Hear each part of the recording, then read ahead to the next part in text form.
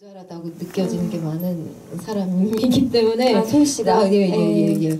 그래서 아마도 알렉산드에 더 많은 공감을 했던 것 같아요. 아까도 잠깐 얘기를 나눴었는데 기억에 남는 대사를 얘기하다 보니까 네. 주로 알렉산드로 네. 대사더라고요. 네. 근데 저는 반대로 디안에게 되게 감정이입하면서 본 것 같아요. 네. 그래서 이 영화가 뭐 그냥 한 줄로 치면은 40cm 키 차이가 나는 남자 여자의 로맨틱 코미디인데 저는 굉장히 섬세하고 현실적이라고 느낀 부분들이 많았어요. 네. 왜 웃으시죠? 아는 사람이 보여서 그래서 나라면 저때 어떤 표정을 지었을까, 나라면 저때 어떻게 이 사람에게 말해주었을까 네. 하는 순간들. 그래서 처음에는 그냥 그런 로맨틱 코미디겠거니 하고 봤다가 정말 훅 들어가서 보게 된 것 같아요. 저도 사실 아무런 사전 정보 없이 영화를 봤어요. 저는 키 차이가 나는 사랑 이야기라는 것도 몰랐고 어폴 러브 뭐지? 되게 헐리우드 로코 같다라는 생각으로 봤는데 그런 소재가 있어서 좀 깜짝 놀랐거든요. 근데 현실적이었어요. 네. 그쵸. 네. 어떤 장면이 특히 기억에 남으세요? 저는 아까도 얘기했지만 알렉산드를 훨씬 더 이렇게 공감을 했기 때문에 네.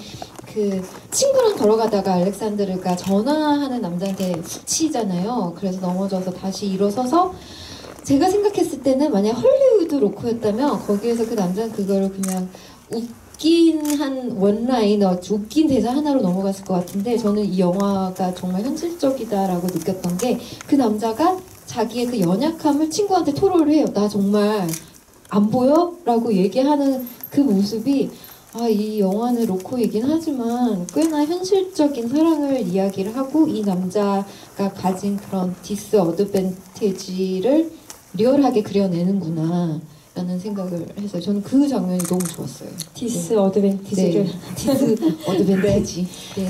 저는 이 영화가 만약에 그냥 헐리우드 로맨틱 코미디였다면 이 남자의 작은 키를 소재로 해서 굉장히 코믹한 상황을 네. 연출한다던가 약간 어떻게 볼 때 조롱처럼 느껴지는 순간에 연출할 수도 있었을 네. 텐데 그런 거에서 굉장히 사려 깊은 영화라서 좋았고 방금 소희 씨가 얘기한 그 장면을 저도 좋아하는 장면인데 거기서 이렇게 남자와 부딪혔을 때 이 남자의 반응이나 그리고 또 회의할 때 사람들이 자기 말을 그렇게 신뢰하지 않는 것 같은 표정을 지을 때 의자 위로 테이블 위로 올라가서 뭐라고 얘기를 하잖아요. 네.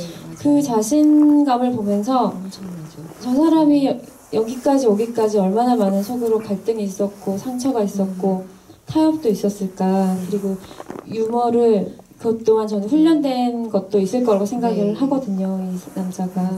저는 사실 그 캐릭터가 너무 좋았던 게 저는 아직 그 단계에 못 미쳤지만 그 정말 그렇게까지 자신의 그런 불행이라고 사람들이 칭하는 그런 상황들을 유머로 해소시키기까지. 근데 그게 진짜거든요. 그 캐릭터를 보면은 억지로 그거를 하려고 나 자신감 있어 그런 척하는 게 아니라 그 사람은 그냥 있는 그대로 친구한테 자기의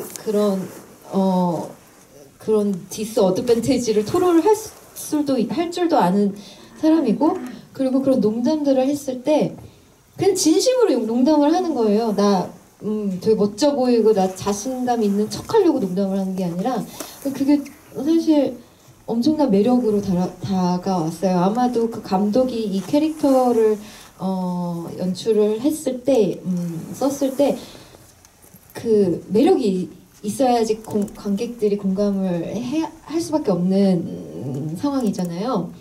그걸 다 생각을 했던 것 같아요. 그 유머와 자신감이 진짜로 보일 수 있게. 그게 캐릭터가 참 멋있고 부러웠어요. 네. 저는 그 남자 주인공이 아티스트 주인공이었던 장 디자르데이잖아요. 근데 이분이 연기를 워낙 잘하기 때문에 그런 섬세함들이 다 보였었던 것 같아요. 그래서 이 배우가 이 캐릭터를 접근할 때 너무 모든 걸 다 뭐 관통하고 통달하고 있는 사람처럼 보이면 약간 잘난 척하는 것처럼 보일 수도 있잖아요. 이렇게 보이기도 싫었고 그렇다고 자기가 어떤 컴플렉스를 가지고 있기 때문에 굉장히 세상을 냉소하는 것처럼 보이게 하고 싶지도 않았대요. 그래서 굉장히 리얼한 네. 연기를 했다고 저는 생각이 맞아요. 들어요. 그 같은 옷을 입은 꼬맹이를 봤을 때도 저는 그 표정에서 너무 많은 게 느껴져가지고 저는 남자 그 배우와 그 캐릭터에 좀 많이 반했던 것 같아요. 그 스웨터였죠. 디안이 선물했던 아동용 스웨터 보니까 전 생각났던 에피소드가 예전에 제가 좋아했던 미국 시트콤 중에 섹스 앤 더 시티 많이들 아시죠? 네. 거기서 사만다가 그렇게 작은 남자를 만난 적이 맞다. 있었어요. 네. 근데 작지만 그 남자들 굉장히 자신감 넘치고 경제력도 있었던 것 같고 매력적이어서 만나다가 결정적으로 약간 이 남자가 싫어졌던 계기가 그 에피소드가 그 아동용 티셔츠를 네. 입어서 거기서 갑자기 여자가 확 거부감을 느끼면서 헤어졌는데 네. 여기서는 디아는 오히려 한 발 더 나아가서 실제로 아동용 스웨터를 사서 네. 선물하는 여자예요. 네. 이 여자의 캐릭터도 저는 좀 사랑스럽다고 네. 생각했고 그거를 받아들일 때 그 알렉산드로의 표정이 사실은 그렇게까지 막 기쁜 것만은 아니에요. 제가 보니까 굉장히 네. 복합적인데 그 장면도 남자 주인공이 굉장히 연기를 잘했다고 네. 생각이 들었어요. 저는. 네, 맞아요.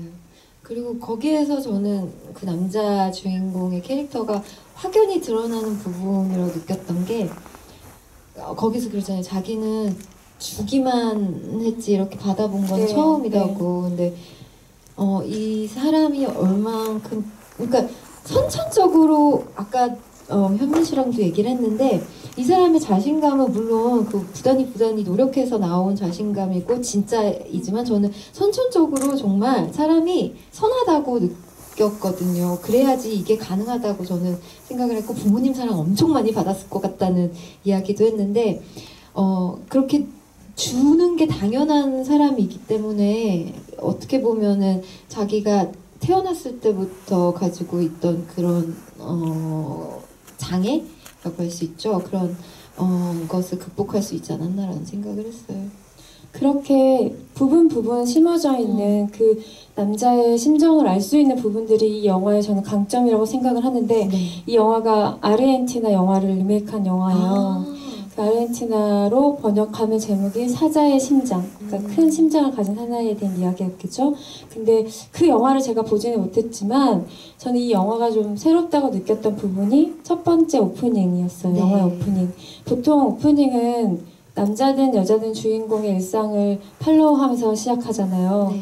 그리고 우연히 만나는 과정을 우리한테 목격하게 하는데 집에서 그냥 집에 들어온 여자가 전화를 받는 맞아. 걸로 시작하는 게 저한테는 굉장히 신선했고 저는 이 여자가 전화를 하면서부터 이 남자한테 이미 빠져버렸다는 거를 어떻게 느꼈냐면 이 감독의 의도에서 느꼈는데 처음에 전화 왔을 때는 목욕물이 넘쳐서 끄잖아요. 네. 끊잖아요. 네. 그리고 또 전화 왔을 때 안방으로 들어가서 이제 침대에서 전화를 받는데 그때 브루노가 누구냐고 물어보니까 뭐 전 남편이다 라면서 얘기를 꺼내는 순간에 카메라가 갑자기 확 줌인되거든요. 네. 그러니까 이미 그때부터 네. 이 여자의 마음이 열려버린 거죠. 그렇죠. 그 남자의 어떤 편안함과 유머러스함이. 네. 근데 남자한테는 그게 굉장히 큰 무기라고 생각하지 않으세요? 편안하고 유머러스한 남자? 유머는 정말 남자들이 꼭 장착해야 될 연애할 때 무기인 것 같아요. 네, 특히 뭐 그게 편안해야지 당연히 그게 진심으로 와닿는 걸 수도 있는데, 네, 저도 그거는 큰 남자들이 가질 수 있는 무기라고 생각을 해요. 왜냐면은 이 영화가 우리가 생각하는 기존의 남성성에 대해서 전복시키는 영화잖아요. 일단 키, 남자들이 가장 중요하게 생각한다는 네. 키에 대한 얘기를 상징적으로 하고 있는데 저는 이 영화의 마지막에서 여자가 무릎을 꿇고 보통은 네. 동화 속에서 왕자님이 공주님한테 하는 그 포즈잖아요. 네. 그거를 이 영화에서 하고 있을 때 굉장히 상징적이었고 네. 이거는 현대판 도시를 배경으로 한 동화 같다라는 생각을 했거든요. 맞아요. 그래서 이 영화의 후기를 저는 막 찾아봤는데 대부분 사람들이 한국 분들이 제가 본 후기에서는 남자는 키가 커야 된다. 그래도 진짜? 막 그런 거에 되게 많이 집착하고 아, 있다는 거를 사실 네. 느꼈어요. 후기를 보면서. 그래서 네. 이것도 시대에 따른 요구되는 어떤 요소들인데 사실은 남자는 뭐 키가 커야 한다라던가 유머러스 해야 한다라던가 근데 또 여자가 너무 또 유머러스하면 좋아하지 않는다 막 이런 속설도 있거든요. 저 그런 얘기 들어본 적 있어요. 정말 동의하지 않는데 어떤 남자분이 저한테 넌 남자친구 없는 이유가 보이기에 너무 똑똑해 보여서 그래. 그러니까 원래는 안 똑똑해요, 여러분. 근데 저는 알죠, 막. 네, 알죠. 얘는 알아요. 농담입니다. 그냥 보이기에 그냥 정황상, 상황상 되게 똑똑한 사람처럼 보인다. 그래서 남자가 없다. 남자들은 똑똑한 여자를 안 좋아한다라고 정의를 내려버리는 거예요. 네. 거기서 저는 쇼크를 먹었어요. 아니 어디서 그런 말이야 방구야. 근데 네. 그렇게 생각하는 남자들이 있다는, 그러니까 많이 있대요 생각보다. 네. 저는 그쵸. 너무 깜짝 놀랐어요. 그러니까 관습적으로 그런 얘기들이 나오고 네. 있는 거겠죠. 그래서 네. 그 연장선인 것 같아요. 사실 웃긴다는 행위 자체가 정말 머리가 좋거나 아니면 눈치가 빠르거나 네, 아니면- 상대를 배려하거나. 네. 그래야지 할 수 있는 건데, 그래서 말씀하신 것처럼 어떻게 보면 유머러스한 여자를 안 좋아한다라는 게 같은 이야기일 수도 있을 것 같아요. 그쵸. 네. 저는 아까 말씀드렸다시피 디안한테 조금 더 이입을 해서 영화를 봤는데, 그래서 어떤 점에서는 이 남자가 굉장히 적극적인 모습이 약간 당황스럽거나 부담스럽게 느껴졌던 순간도 있었고, 이 남자는 자기가 키가 작다는 그것 때문에 굉장히 다른 부분에서 자신감을 어필하는 것 같아요. 네. 자기가 좋아하는 식당 막 데려가고 처음 만났는데 스카이 다 뛰어내려. 네. 저는 솔직히 싫었을 것 같아요. 근데 이 여자는 거기에 이제 매료를 네. 당했지만, 네. 그리고 어떤 부분에서 디안한테 이입을 했냐면, 디안 입장에서도 당황스러울 수 있잖아요. 자기보다 한참 작은 남자랑 걸어 다니고 식당에서 밥을 먹을 때 타인의 시선이 의식되지 않는다면 오히려 거짓말이잖아요. 그렇죠.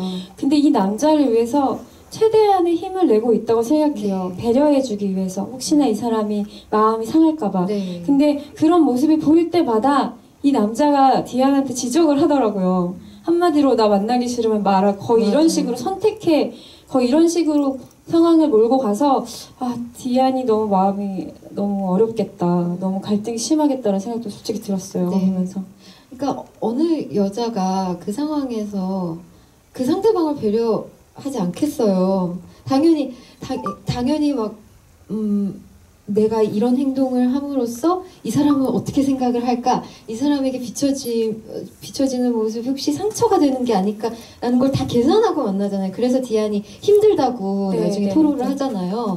근데 그게 저도 너무 이해는 갔어요. 그렇지만 저는 그래도 알렉산드르의 제 스스로를 더 봤어요. 투영해서.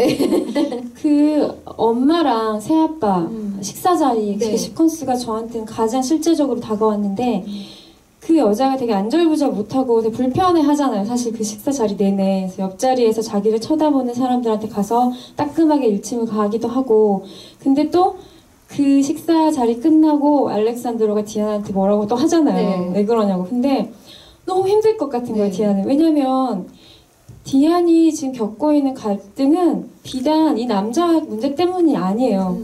본인의 문제도 있고 엄마와의 문제도 있고 새아빠의 문제도 있는 건데 네. 배려받지 못하고 있다고 생각이 들었어요. 그래서 거기서 굉장히 복합적인 연기를 했다고 생각해요, 둘이. 네.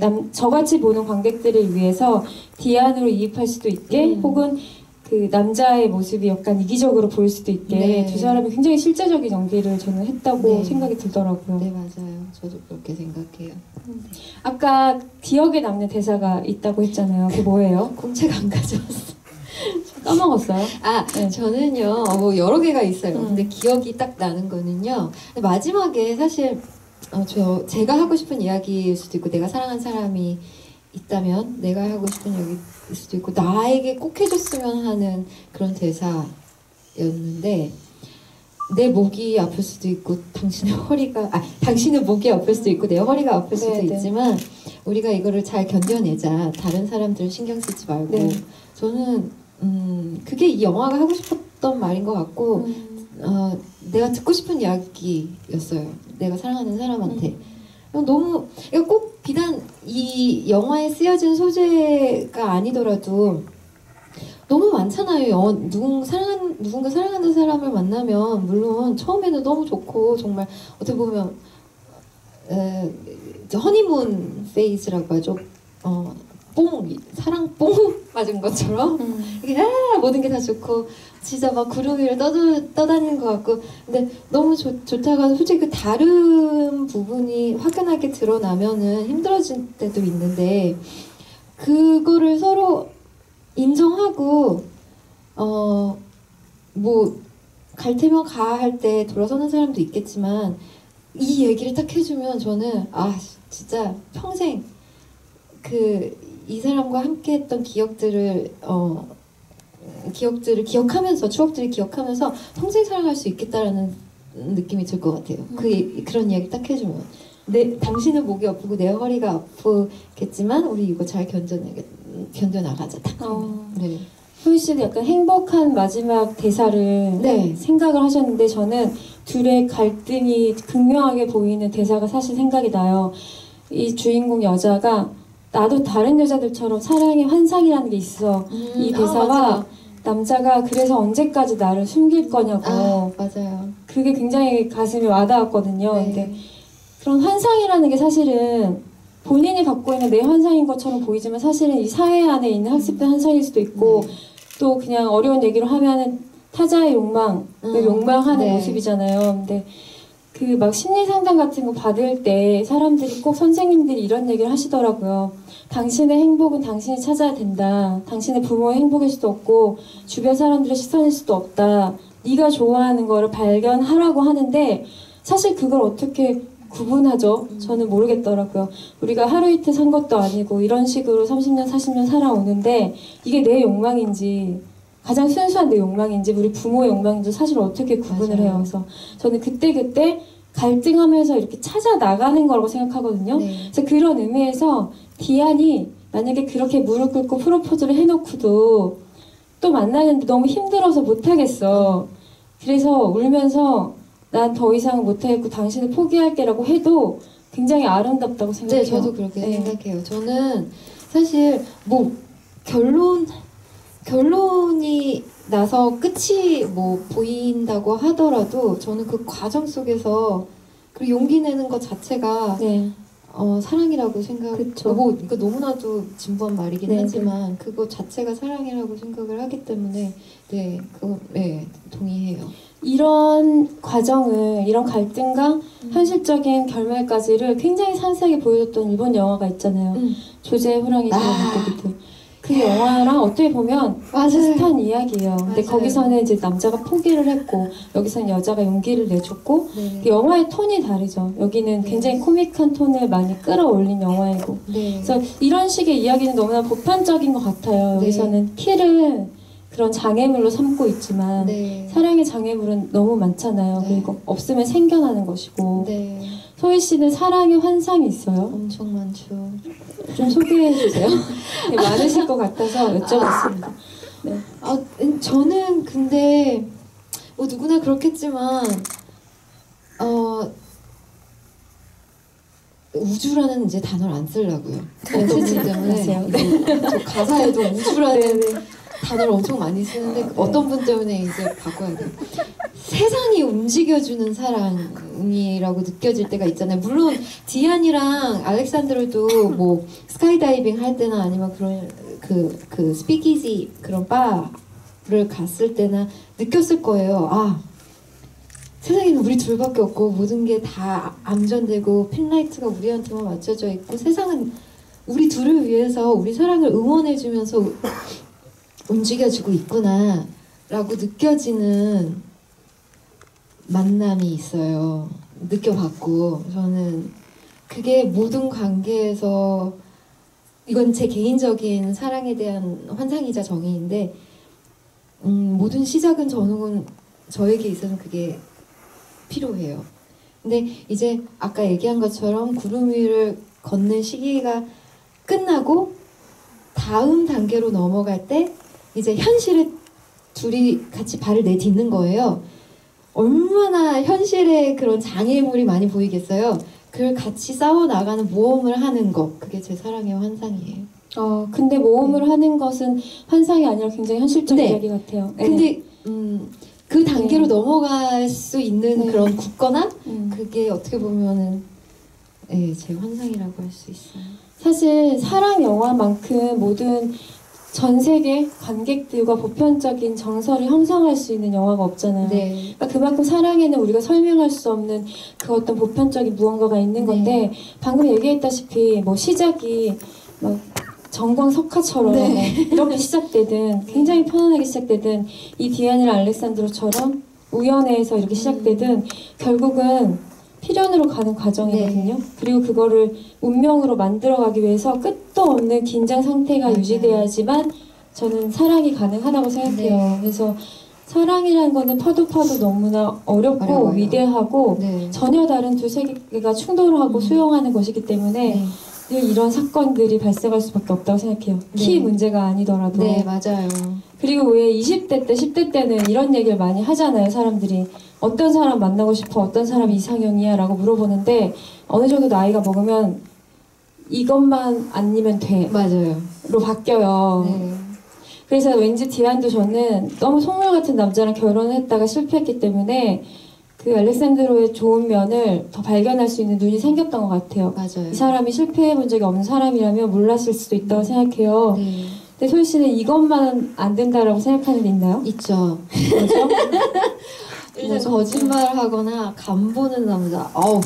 그러니까 저는 썸이라는 걸 별로 안 좋아해요. 썸 타는 왜 썸을 타는지도 모르겠고 좋으면 좋다고 말을 해야지 왜 말을 못해요. 근데 그 썸을 이용하는 남자가 생겼어요. 이제 썸 생겼다고요? 네. 요즘 요즘에 아니 네. 제가 생긴 게 아니고요. 요즘 시대에 시대에 이 썸이라는 단어가 생기고 그런 관계가 너무 이렇게 보편화되면서 이 썸 타는 것을 정말 이용을 잘하는 친구들이 있더라고요. 귀신같이. 네. 그래서 어떻게 보면 그냥 간만 이렇게 슬쩍 보는 거예요. 근데 꼭 남자뿐만 아니라 여자분들도 그럴 수 있겠죠. 네. 근데 저는 제가 추구하는 이것만은 아니었으면 좋겠다 하는 거는 이제 그거예요. 현민 씨는요? 소희 씨 얘기 듣다 보니까 소희 씨는 사랑할 때, 연애할 때 충성도를 굉장히 높게 네. 생각하는 것 같네요. 서로에 네. 대한 네, 의리. 그렇네요. 네. 지속하기 위해서는 그것이 네, 가장 노력. 필요하다. 네. 근데 왜 연애를 할 때 유독 싸우는 포인트가 있고 이렇게 네. 싫어하는 포인트가 있고 소희 씨는 썸 타는 남자 싫어하지만 그 남자는 썸 타는 게 좋은 거잖아요. 네. 근데 그게 결국은 자기 개인적인 어떤 깊이 들어가면 결핍이나 열등감이나 컴플렉스가 트라우마와. 뒤엉켜서 네. 사실 발생하는 현상이기 때문에 모든 게 또 어떻게 약간 멀리서 보면 당사자가 아닐 때 보면 또 이해는 돼요. 네. 네, 연애라는 건 그래서 힘든 것 같아요. 맞아요. 네. 그 자리, 그 발자국이 이렇게 그려져 있잖아요. 발자국에 그 발을 댄 사람들만이 알 수 있는 그 어려운 묘한 케미스트리와 네. 이해관계는 진짜 그 둘밖에 모르는 것 같아요. 그리고 연애에도 이제 트라우마라는 게 생기니까 사실은 제가 볼 때는 제 디아나 입장에서 볼 때는 남자 알렉산드로가 왜 이렇게까지 경계하고 적대적이지 하는 순간들이 네. 사실상 지난번 연애에서 겪었던 것들을 네. 반복하고 있으니까 또 되기 싫어서 화들짝 놀라는 순간들이 많았던 것 같거든요. 맞아요. 그래서 그런 것들 보면서 이 영화가 새삼 굉장히 현실적이구나. 네, 그냥 대충 보면 그냥 재미있는 영화 같은데 네. 뒤로다 보면 볼수록 되게 현실적인 부분들을 건드리고 있구나라는 생각이 네, 들죠. 생각을 참 많이 하게 하는 그런 영화. 현민 씨는요? 이것만은 뭐죠? 안 된다. 아 저요? 이것만 아니었으면 좋겠다. 저는 그런 거 없어요. 아 진짜? 네, 되게 치사하죠. 없다고 말하니까. 난 뭐가 돼? 사실은 있어요, 막 이래. 근데 저는 이렇게 딱 생각나는 게 없는 것 같아요 지금. 건강하다. 아 그래요? 네. 사실 이것만 아니었으면 좋겠어라고 하는 것 역시도 상처에 의한 거거든요. 상처나 네, 네. 트라우마나 또 데이기 싫어서. 네, 네. 또 싫으니까 현민 씨가 없는 거 보면 건강한 사랑을 많이 하셨는 것 같아요. 아니면 굉장히 제 중심적인 것만 했거나 그럴 수 있잖아요. 저는 사실은 오늘은 이 이야기가 이제 아무래도 연애랑 사랑 이야기이기 때문에 저희가 이런 사담 같은 이야기를 하고 있는데 관객 여러분들하고도 얘기를 나누고 싶어요. 이 영화를 보면서 느끼셨던 포인트들 각자 다 다를 것 같아서 거기에 대한 감상도 듣고 싶고 혹시 또 영화에 대해서나 혹은 소희 씨한테 질문이 있으시면 손 들어주시면 저희가 마이크를 드릴게요. 저희가 준비한 선물은 소설책? 트윈스터스의 이야기를 다뤘던, 실화를 다뤘던 그 책과 커플 머그컵이 있어요. 그래서 만약에 선착순으로 원하시는 선물 먼저 드려보도록 할게요. 네, 네. 선착순 5분. 네네. 네. 손 들어주시면 마이크 드릴게요. 네. 사실 뭐 딱히 네. 질문이란 게 없을 만한 영화긴 한데 네. 그냥 같이 이야기해보고 싶은 화두가 있으시면 손 들어주시면 감사하겠습니다. 네. 편하게. 음. 보시기만 하면 아, 네. 용기 있으시다는 게. 네. 한 분이.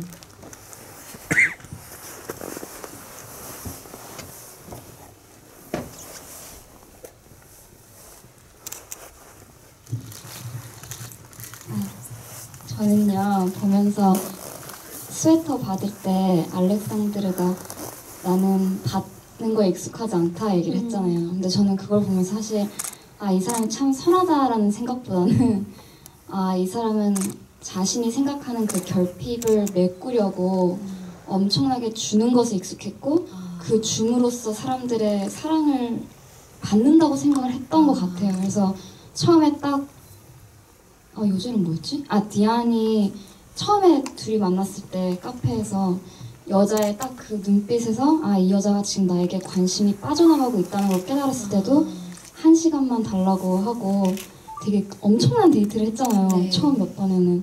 그래서 저는 그게 그게 전 되게 마음이 아팠어요. 뭔가 정말 착한 사람일 수도 있지만 그렇게 해서 사랑을 얻어야만 했던 어떻게 보면 그런 입장이었다는 생각을 했거든요. 근데 보신 소희 씨랑 현민 씨는 어떻게 생각하시는지 궁금해요. 네. 저는 아까도 소희 씨랑 잠깐 얘기를 나눴는데 딱 관객분이 해주신 말씀 그대로 생각했어요. 그러니까 저 사람은 필사적이어야만 했던 거예요. 그래서 이 영화의 시작이 전화잖아요. 얼굴로 대면으로 시작할 수가 없으니까.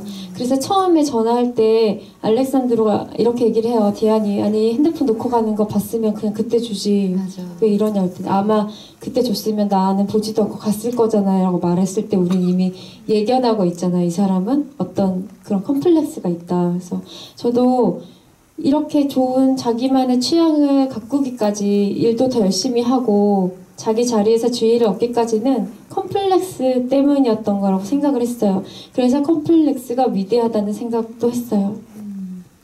컴플렉스가 위대하다. 네. 네. 그렇게 얘기를 들어보니까 그게 맞는 것 같네요.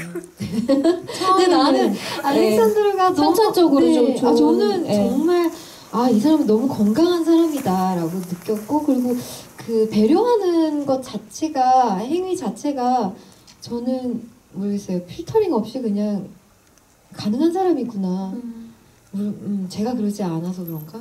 그래서 그게 정말 멋있게 보였어요. 근데 솔직히 지금 이 논의는 선천적이냐 후천적이냐 얘기라서 복합적일 거예요. 맞아요. 네, 누구나 컴플렉스가 있다고 해서 좋은 마음으로 가는 건 네. 아니니까. 네, 저처럼. 뭐죠? 컴플렉스가 네. 있으면 소희 씨 컴플렉스가 뭐예요? 저요? 네. 똑똑한 거? 너무 많아서. 네. 네, 아니요. 근데 저는 이제 예를 들어서 그러니까 컴플렉스는 누구나 가지고 있고 그게 그쵸. 수면 위로 얼만큼 올라오느냐, 올라오는 시기냐 아니냐의 차이잖아요. 저는 이제 그 컴플렉스나 아니면 이제 자격지심, 자괴감이 수면 위로 올라오면은 그냥 동굴 파고 이렇게 처박혀 있는 스타일이기 때문에 네. 저렇게 건강하지는 못한 것 같아요. 가장 최대의 컴플렉스라고 생각하는 게 있어요? 저요? 네. 천재가 아니라는 거에 대한 컴플렉스. 되게 오만하다. 아니요. 그러니까 오만한 그런 물론 모든 사람들, 그러니까 대부분의 사람들은 정말 노력을 해야 하는 게 맞고 그렇지만 가끔가다 주위에 그런 사람 있잖아요. 아무것도 안 해도 될 놈 린 사람들 보면요. 나는 진짜 밑에서 막 오리발로 열심히 이렇게 물길질? 네네. 하고 있는데 그래야지 겨우 이 물에 뜨는데 너무나도 아무것도 안 하고 그냥 튜브 하나 이렇게 딱 끼고 동동 떠 있는 사람들이 있는 거예요. 그러면 물론 그 사람들의 재능을 이렇게 존경하고 그렇지만 저 어딘가에서는 이제 스물스물 살리에르가 이렇게 기어 나오죠. 확실히 일하는 분야가 예술 분야라서 더 그럴 수도 있어요. 그런가요? 네, 뭐 성실도보다도 네. 뭔가 더 드러나는 것이 더 스포트라이트 네. 받기 쉬운 분야긴 하잖아요. 네, 네, 맞아요. 그래서 그런 것 같기도 해요. 네. 네. 네. 그러니까 그게 막 꼭 이렇게 막 천재, 그냥 천재, 그러니까 하늘이 준 재능이라고 너무나도 느껴지는 그런 사람들. 그러면 주로 끌리는 남자도 그런 남자죠. 네. 근데 이게 사람들이 같이 가요. 자기가 가지고 있는 결핍이 결국은 끌리는 네. 원인이 되기 때문에 꼭 그렇게 되는데 네. 또 그래놓고 애인한테 열등감을 느끼는 사람도 있더라고요. 그쵸? 네. 답이 없는 겁니다. 답이. 네. 아직 갈 길을 멀었어요. 그래서 어떻게 보면 알렉산드르를 참 어떻게 보면은 내가 되고 싶은 사람으로 계속 보고 팠나 봐요. 저는 선천적으로 저렇게 선하고 긍정적이고 배려심이 많고 정말 어떻게 보면 컴플렉스를 매일매일 거울로 보고 살아야 되는 사람인데도 불구하고 저렇게 너무 쉽게 이렇게 사회적으로도 이렇게 쉽게 유머러스하고 배려를 할 수 있는 것 자체가 어떻게 보면 내가 되고 싶은 그런 이상향이 아니었나라는 생각이 들어요. 근데 이 영화 자체가 우리한테 편견을 주지 않기 위해서 어떤 방식을 쓰고 있다고 생각이 들었냐면 처음에 여자가 혼자 집에서 걸어다니다가 전화를 받는 장면이잖아요. 그래서 우리는 여자가 키가 큰지 뭐 하는 사람인지 몰라요. 네. 얼마나 예쁜지 얼마나 우월한지를 모르기 시작하고 네. 남자도 전화로 시작하기 때문에 편견 없이 보고 그 다음 시퀀스가 여자가 잘 차려입고 출근하는 거를 그때부터 보여주잖아요. 그래서 맞아요. 저는 이 영화의 그런 선택도 되게 사려 깊다고 생각이 들더라고요. 맞아요. 네. 혹시 또 질문 있으세요? 네.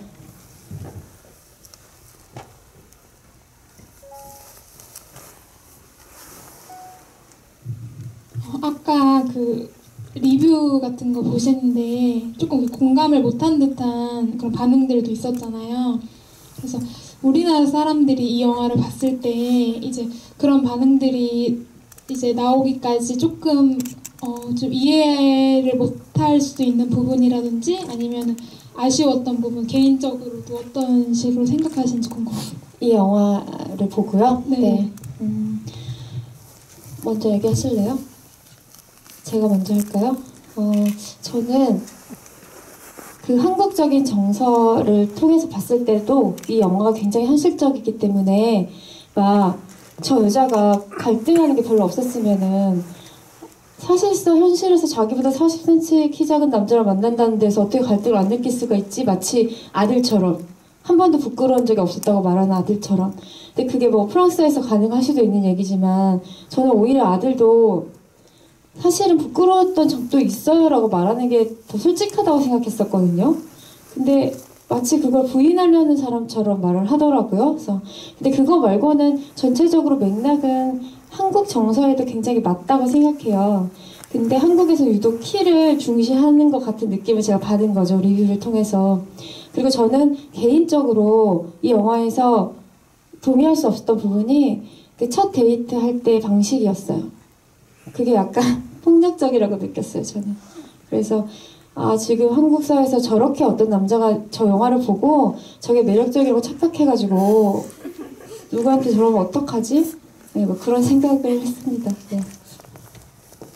네, 저도 영화를 보면서 모르겠어요. 한국적인 정서다, 뭐 불란서적인 정서다, 막 이런 생각을 안 하고 보긴 했는데 이질감을 느끼지는 않았거든요. 그리고 아무래도 무비 토크를 한다는 생각을 하고 영화를 봤기 때문에 그거를 다르게 제 스스로에게 투영을 시켰기 때문에 그 키보다는 아까 얘기한 것처럼 다름에 더 많은 생각에 중점을 뒀던 것 같아요.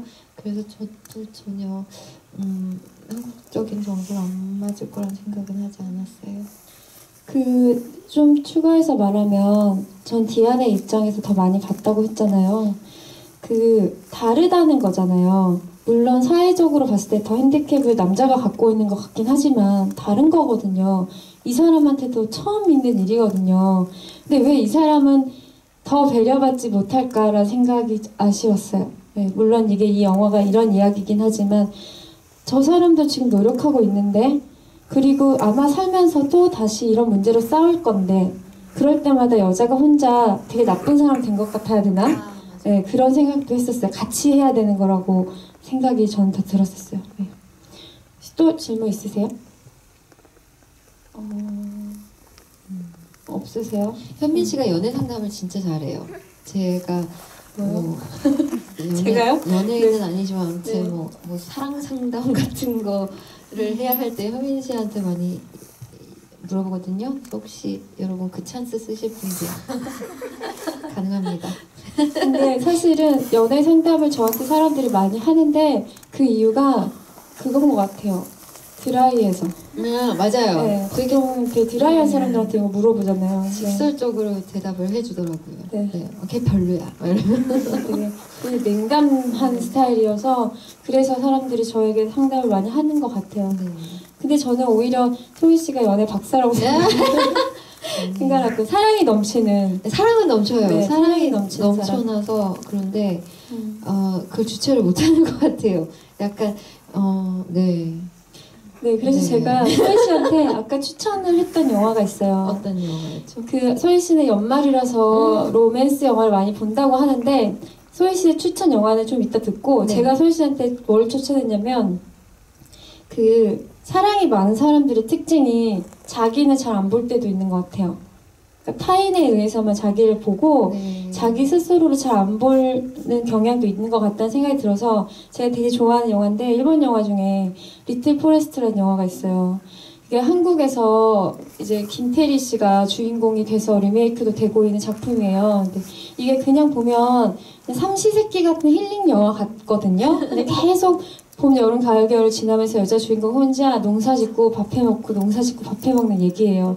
근데 이 영화가 저는 소희 씨한테 추천하고 싶었던 이유는 그 굉장히 조용하고 일상적인 행동을 치열하게 함으로써 자기 자신을 계속 마주하게 되는 밥해먹는 거 안에서도 자기 자신을 마주하게 하는 순간이 있는 영화고 전 그 영화가 좋았던 게 주변에서도 이 여자 주인공은 은근히 나무래요. 너는 시골이 그렇게 좋은 게 아니라 그냥 도시에서 도망친 거라고. 이해한다. 네. 근데 사실 어떤 사람은 이렇게 얘기해요. 너는 도망친 게 아니라 여기가 좋으면서 괜히 좋은 척 안 하고 있는 거라고. 네, 네. 저는 그러니까 자기 자신을 들여본다는 거는 굉장히 어떻게 보면 자기 안에 모순이 많기 때문에 어려운 문제라고 생각하거든요. 네. 근데 그 영화를 보면서 내가 지금 원하는 게 무엇일까를 더 생각하게 했어요. 근데 네. 내가 원하는 게 무엇인가를 생각해야지 누구 만났을 때 잘해줄 수 있는 것 같다는 생각이 들더라고요. 그러니까 사실 제가 뭐 연애 박사라고 하는데 저는 연애 바보라고 느껴지는 게 사랑은 많아요. 그건 인정하고 사랑을 주체하지 못하는 이유가 도망가요. 본인이? 네, 그러니까 네. 저는 알렉산드르가 참 대단하다고 느낀 게 그럼에도 불구하고 자신의 사랑을 그렇게 진취적으로 이야기를 하고 표현할 수 있다는 게 너무 부러웠거든요. 저는 사랑은 엄청나고 주체를 못하는데 주체를 못하는 이유가 그걸 전달을 하지 못하는 거예요. 왜 전달하지 못해요? 나를 잘 모르나 봐요. 리틀 포레스트를 봐야겠어요. 그러니까 리틀 포레스트를 보고 좀 전답을 얻어야 될 것 같아요. 근데 용기가 없는 거죠. 알렉산드르랑은 다르게 용기가 없는 것 같아요. 그 용기는 어떤 용기예요? 네. 내가 이 사람을 그럼에도 불구하고 사랑할 수 있다.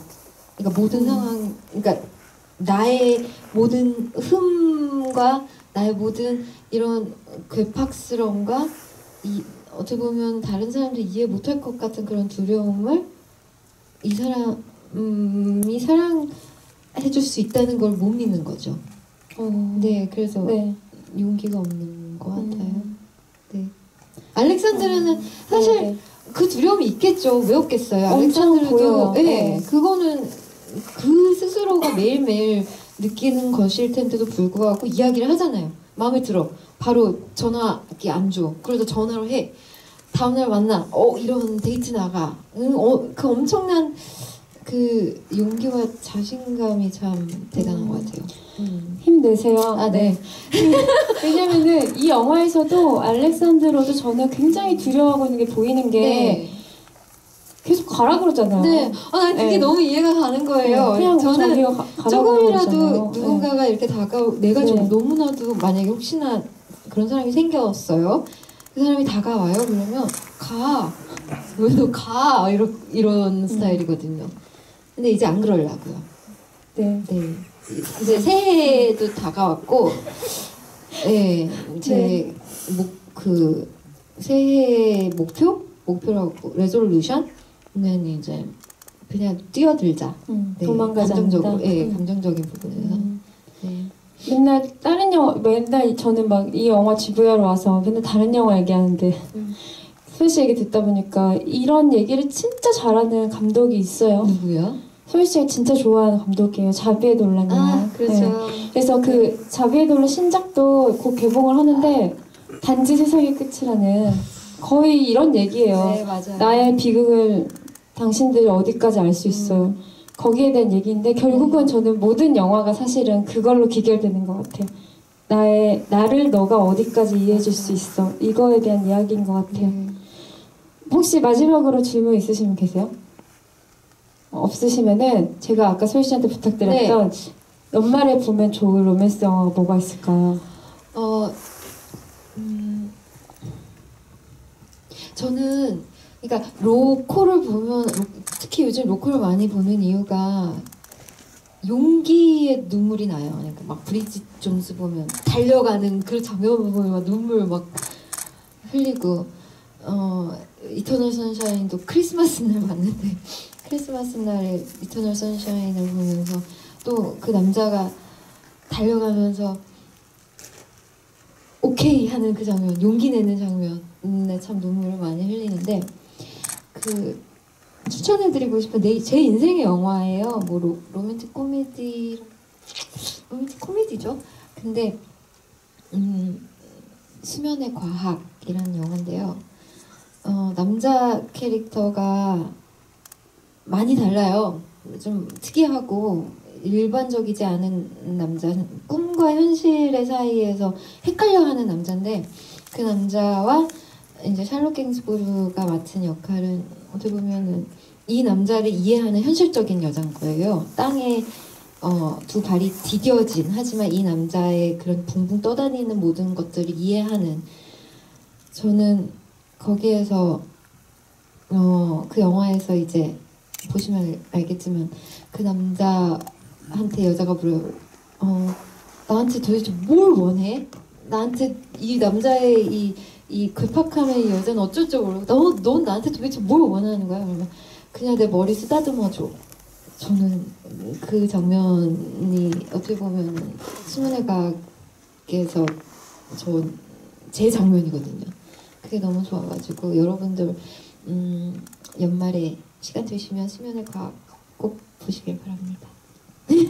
어플로브 얘기하러 왔다가 또 수면을 어플로브는 이제 많이 공유해 주시고요. 네. 시간 되시면 수면의 과학도 보시면 좋을 것 같아요. 네. 네. 역시 연애를 한다는 거는, 그러니까 사랑을 한다는 거는 끊임없는 긴장 상태를 이겨내는 과정인 것 같아요. 그런가요? 네. 안 해본 지 오래돼가지고. 아, 왜 그러세요? 네. 네. 어려워. 너무 어렵죠. 네, 그래서- 어렵죠, 여러분. 네. 그래서 사람들이 연애 영화나 로맨스 영화를 많이 보는 것 같아요. 네.